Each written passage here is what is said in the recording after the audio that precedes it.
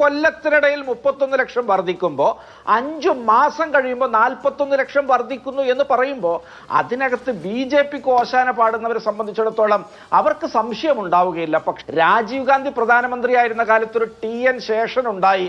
അദ്ദേഹത്തിന് വലിയ തോതിൽ ഒരു നിഷ്പക്ഷതയോ അല്ലെങ്കിൽ അദ്ദേഹത്തിന്റെ ഒരു അതീശത്വമൊക്കെ ഉയർത്തിപ്പിടിച്ചതിന്റെ ഭാഗമായിട്ട് രണ്ടുപേരെ കൂടി വെച്ചു കൊടുത്തു എന്നാ പറഞ്ഞത്. രാഹുൽ ഗാന്ധി എവിടെ പ്രതിരോധത്തിലായി എന്നാ നിങ്ങൾ പറഞ്ഞത്? അത് ശശി തരൂരിന്റെ ഉത്തരം കേട്ടവർക്ക് അറിയാമല്ലോ. ശ്രീ നൗഷാദ് അലി, ശശി തരൂരും സൽമാൻ ഖുർഷിദും ഒക്കെ 370. ശ്രീ നൗഷാദ് അലി, ഇപ്പോ ശംഖു പറഞ്ഞു, ശ്രീ ഗോപകുമാർ പറഞ്ഞു, അങ്ങ് കേട്ട് കാണും. അതിൽ പ്രധാനമായിട്ടും ഇത് ഇന്നലെയല്ല, ഇപ്പോൾ നാളെ ഇലക്ഷൻ ആണെങ്കിൽ ഇന്ന് ഇതാ ഒരു വോട്ടർ പട്ടിക പ്രസിദ്ധീകരിച്ചു, നാളെ എല്ലാവരും പോയി വോട്ട് ചെയ്യുന്നതല്ല. ഇത് കൃത്യമായ ചട്ടക്കൂടിൽ കൃത്യമായ സമയത്തിന് ബന്ധിതമായി കാര്യങ്ങൾ ചെയ്യുന്നതാണ്. എല്ലാ പാർട്ടികളുടെ മുമ്പിലേക്ക് ഈ ലിസ്റ്റുകൾ വരുന്നതാണ്. നമ്മുടെ നാട്ടിൽ ഒരു ലിസ്റ്റ് വരുമ്പോഴേക്കും എത്രത്തോളം ശ്രദ്ധയോട് കൂടിയിട്ടാണ് ഓരോ പാർട്ടിയും തങ്ങൾ ചേർക്കേണ്ടതും വിട്ടുപോകേണ്ട കാര്യങ്ങളൊക്കെ വിലയിരുത്തുന്നത് നമുക്കറിയാവുന്നതാണ്. അപ്പോൾ അപ്പോഴൊന്നും ഉന്നയിക്കാത്തൊരു വിഷയം അതിനുശേഷം ഉന്നയിക്കുന്നു. പിന്നെ അതിങ്ങനെ നിരന്തരമായി തുടർന്നു.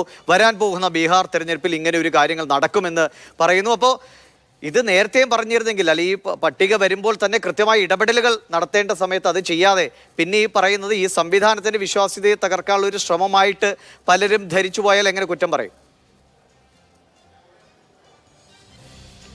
ദിവിഷ് മണി, കോൺഗ്രസിന്റെ ഭാഗത്ത് നിന്നൊരു പക്ഷേ തെരഞ്ഞെടുപ്പിന് മുമ്പ് ഇത് ചൂണ്ടിക്കാണിച്ചിട്ടില്ല എന്ന് നിങ്ങളിങ്ങനെ ആവർത്തിച്ച് പറയുന്നു. ശരി, ഞാനത് സമ്മതിക്കുന്നു, ചിലപ്പോൾ ചൂണ്ടിക്കാണിച്ച് കാണില്ല എന്ന് കരുതി തെരഞ്ഞെടുപ്പിന് ശേഷം ഇങ്ങനൊരു ക്രമക്കേട്, ഇങ്ങനൊരു അനിയന്ത്രിതമായ നമ്മുടെ യുക്തിക്ക് നിരക്കാത്തൊരു കാര്യം ചൂണ്ടിക്കാണിക്കാൻ പാടില്ല എന്ന് പലയിടത്തും നിയമമുണ്ടോ? അങ്ങനെയാണെങ്കിൽ നിങ്ങൾ പറയുന്നതിന് ഞാൻ സമ്പൂർണ്ണമായിട്ട് അംഗീകരിക്കാൻ നിയമത്തിന്റെ പ്രശ്നമല്ല. പക്ഷേ ഞാൻ ചോദിക്കട്ടെ, ഒരു പാർട്ടി ഏതെങ്കിലും ഒരു പാർട്ടിയായിട്ട് സമയം തരും, ജസ്റ്റ് ആഡ് ചെയ്യുന്നു മാത്രം, സമയം തരും. ഒരു പാർട്ടി ഏത് പാർട്ടി ആയിക്കോട്ടെ, അവർ വളരെ കൃത്യമായി പ്രവർത്തിച്ച് അവരുടെ വോട്ടർമാരെ ഉറപ്പിച്ച് എവിടെയൊക്കെ അവർക്ക് വോട്ടുണ്ടോ അതൊക്കെ കൃത്യമായി വോട്ടർ പട്ടികയിൽ ചേർക്കാൻ കാണിക്കുന്നൊരു ശ്രദ്ധയുടെ ഫലമായി ഇത്തരം വളർച്ച വന്നാലോ? അങ്ങനെയും അത് ചെയ്യാൻ പാടില്ല എന്ന് ആർക്കും മുന്നോട്ട് വയ്ക്കാൻ കഴിയില്ല. അത് ആർക്കും ചെയ്യാം. കോൺഗ്രസിന് ചെയ്യാം, CPM-ന് ചെയ്യാം, CPIക്ക് ചെയ്യാം, BJPക്ക് ചെയ്യാം, ആർക്കും ചെയ്യാം. അത് അവരുടെ ഒരു രാഷ്ട്രീയ അല്ലെങ്കിൽ തെരഞ്ഞെടുപ്പിലെ ഒരു മാനേജ്മെന്റിന്റെ ഒരു മികവായിട്ട് കാണാൻ കഴിയില്ലേ? നിങ്ങൾ ഇനി ഞാൻ പറയുമ്പോൾ ഇടപെടരുത്. അങ്ങനെ ഇടപെട്ട് പോകാൻ പറ്റില്ല. എല്ലാവരുടെ കാര്യത്തിൽ അത് ഉണ്ടാവണം. ഇനി ഞാൻ പറയാം. നിങ്ങൾ നോക്കുക, മഹാരാഷ്ട്ര വലിയ ജനസംഖ്യയുള്ള സംസ്ഥാനം, വ്യാവസായിക തലസ്ഥാനമുള്ള സംസ്ഥാനം, വലിയ തോതിലുള്ള എല്ലാ വളർച്ചയുമുള്ള ഇന്ത്യയുടെ ഒരു അഭിമാനകരമായ ഒരു സ്റ്റേറ്റ് മഹാരാഷ്ട്ര. അവിടെ 2019 മുതൽ 2024 മെയ് വരെ വർദ്ധിച്ച വോട്ടുകളുടെ എണ്ണം 31 ലക്ഷമാണ്. എന്താ നിങ്ങൾ പറഞ്ഞ കോൺഗ്രസിന് വിട്ടുകൾ ഈ പറഞ്ഞ BJPയും അവരുടെ സംഘപരിവാര കേഡർ സംഘടനകളൊക്കെ ഉണ്ടായിട്ട് കേന്ദ്രഭരണം പിടിക്കേണ്ട തെരഞ്ഞെടുപ്പിൽ ഈ പറഞ്ഞ 5 കൊല്ലത്തിനിടയിൽ 31 ലക്ഷം വർദ്ധിക്കുമ്പോൾ 5 മാസം കഴിയുമ്പോൾ 41 ലക്ഷം വർദ്ധിക്കുന്നു എന്ന് പറയുമ്പോൾ അതിനകത്ത് BJPക്ക് ഓശാന പാടുന്നവരെ സംബന്ധിച്ചിടത്തോളം അവർക്ക് സംശയം ഉണ്ടാവുകയില്ല. പക്ഷേ ഈ നാട്ടിലെ പൊതുജനത്തിന്, ഇത് കേൾക്കുന്ന പ്രേക്ഷകർക്ക് അത് സംശയമുണ്ട്. അത് വളരെ കൃത്യമാണ്. രണ്ടാമത്, രാജീവ് ഗാന്ധി പ്രധാനമന്ത്രിയായിരുന്ന കാലത്ത് ഒരു TN ശേഷൻ ഉണ്ടായി. അദ്ദേഹത്തിന് വലിയ തോതിൽ ഒരു നിഷ്പക്ഷതയോ അല്ലെങ്കിൽ അദ്ദേഹത്തിന്റെ ഒരു അതീശത്വമൊക്കെ ഉയർത്തിപ്പിടിച്ചതിന്റെ ഭാഗമായിട്ട് രണ്ടുപേരെ കൂടി വെച്ചു കൊടുത്തു എന്നാ പറഞ്ഞത്. അങ്ങനെ ഒരു TN ശേഷൻ അങ്ങനെയൊക്കെ പെരുമാറാൻ പറ്റുന്ന ഒരു പ്രതലം ഈ രാജ്യത്തുണ്ടായിരുന്നു എന്നുള്ളതിന്റെ ഒരു സമ്മതമാണല്ലോ അത്.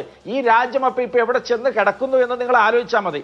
മറ്റൊന്ന് ഞാൻ പറയട്ടെ, ഇവിടുത്തെ തെരഞ്ഞെടുപ്പ് കമ്മീഷണറെ നിശ്ചയിക്കുന്ന കാര്യത്തിൽ ഇവിടെ പിന്നെ എല്ലാ മുതിർന്ന അധികാരികൾക്കും ഓത്തു ചൊല്ലിക്കൊടുക്കുന്നത് വരെ സുപ്രീം കോടതി ചീഫ് ജസ്റ്റിസ് ആണ്.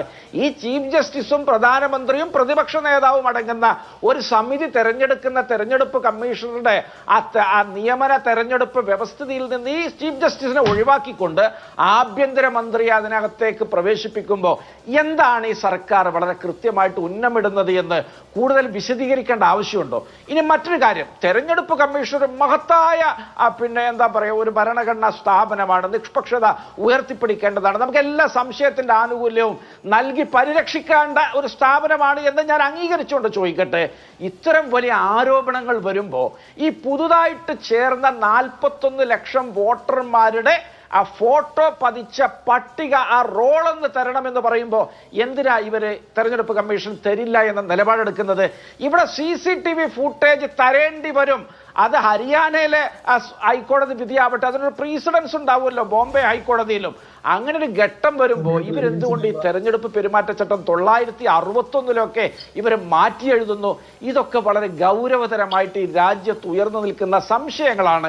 ഇനി BJPയുടെ സ്ട്രൈക്ക് റേറ്റ് നിങ്ങൾ നോക്കുക. ഈ പറഞ്ഞ ലോക്സഭാ തെരഞ്ഞെടുപ്പിൽ 32% സ്ട്രൈക്ക് റേറ്റ് ഉള്ള BJP ആണ് നിയമസഭ വരുമ്പോൾ 90% വരുന്നത്.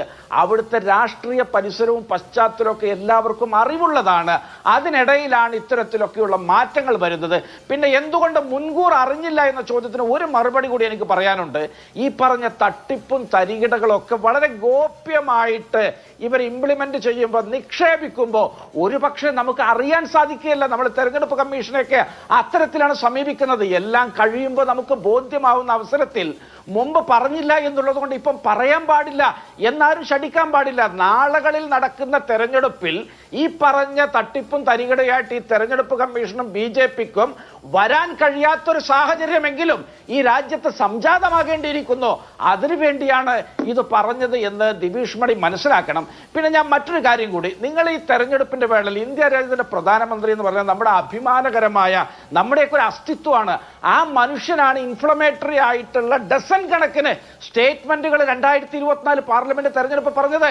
അദ്ദേഹത്തിന്റെ അനുയായികളൊക്കെ പറഞ്ഞു.